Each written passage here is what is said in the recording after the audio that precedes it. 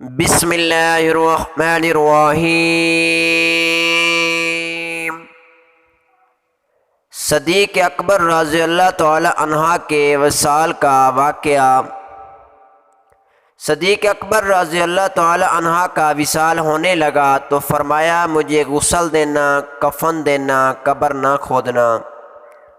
حضرت علی رضی اللہ تعالی عنہ کو نصیحت کر رہے تھے۔ فرمایا، علی تیری ذمہ داری ہے، جب میرا وصال ہو جائے تو جنازہ پڑھ کے مجھے حضور صلی اللہ علیہ وسلم کے دروازے پر لے جانا، در رسول اللہ صلی اللہ علیہ وسلم پر رکھنا اور کہنا حضور ابو بکر آ گئے ہیں۔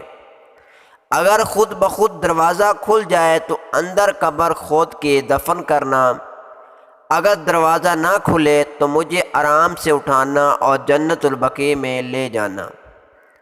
جب ابو بکر صدیق کا جنازہ اٹھا تو پورا مدینہ رو پڑا، تمام صحابہ روئے۔ امام احمد بن حنبل نے کہا تھا، پتہ تو تب چلے گا جب جنازے اٹھیں گے۔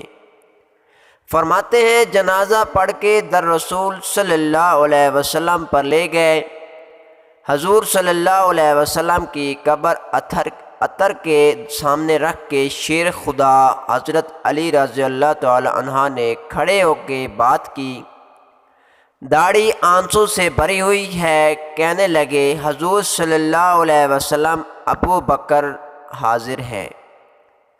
حضرت علی رضی اللہ تعالی عنہ فرماتے ہیں، میں سب سے آگے تھا، باقی سارے پیچھے تھے اور جنازہ بھی پیچھے تھا۔ فرماتے ہیں روضہ اقدس کا دروازہ خود بخود کھلا اور اندر سے آواز آئی، حبیب کو اس کے حبیب کے ہاں داخل کر دو۔